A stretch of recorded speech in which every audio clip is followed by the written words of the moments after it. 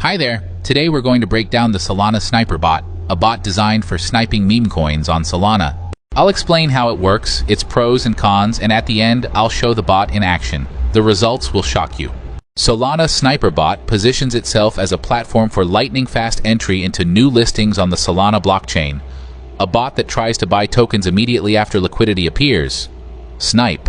To catch the early price momentum. Technically, the bot listens to on-chain events and, when conditions are met, sends high-priority transactions. Speed is the key factor for such bots. Why can this work? Main advantages: speed and automation. The bot automates reaction to new listings, giving you an edge in a competitive environment. Flexible setting, take profit, stop loss, purchase limits, all allow you to define your strategy and manage risk.